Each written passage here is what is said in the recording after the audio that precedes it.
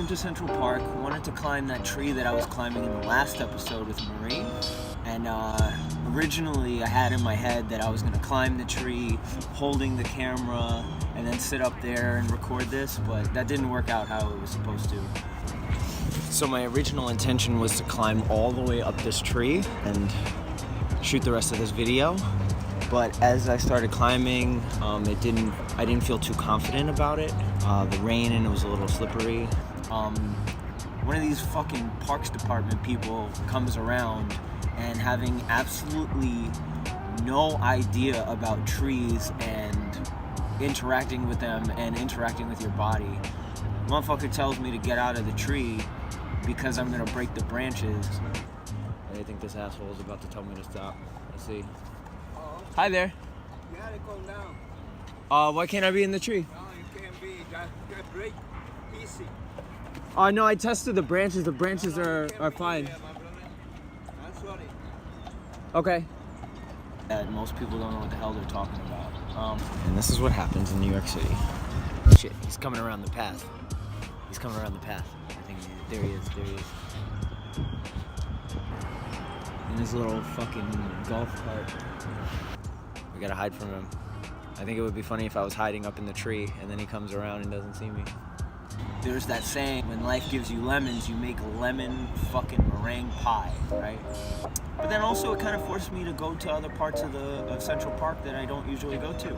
And you find cool things. So right now I'm sitting in this nature sanctuary. I don't know, I guess this is all the green space that we're gonna get in New York City, so we gotta appreciate it. I like watching the squirrels. They're so majestic. Because they're just fucking amazing climbers. You look like you're a really good climber. So I watch some squirrels climbing trees and jumping from branch to branch, and that's always beautiful to watch nature.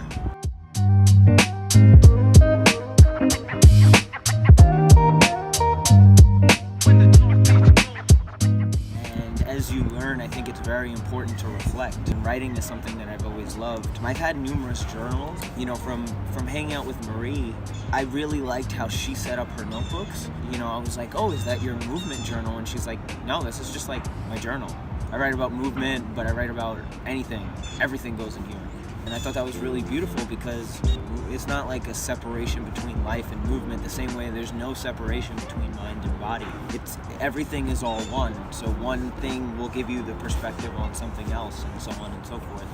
So the other day, I got to one that had all these like diagonals. Diagonals dictated the way that I would write.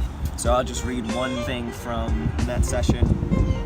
And of course I have to turn my notebook. So, in a society of outsourced movement, we are lacking connection. We are lacking physical education. It's not gym class or recess or even something just for kids for that matter. We have become so removed from actually using our bodies for real that we created industries of artificial things to fix the problems that wouldn't have existed if we didn't rely on being so fucking comfortable all the time. Self-reliance is autonomy. So then that kind of segues into what I wrote today. And so today's writing had a different format. Often there is a clearly defined way of doing things, a right way. It may be far more efficient or effective, but those parameters can only be set by the intention. Let's use the way I climb, for example. I can climb with regular shoes and jump off at the top like everyone else. Doing that, I can become an amazing climber and make many climbing friends, but I don't. My intention is autonomy. I created the rules of the game I am playing.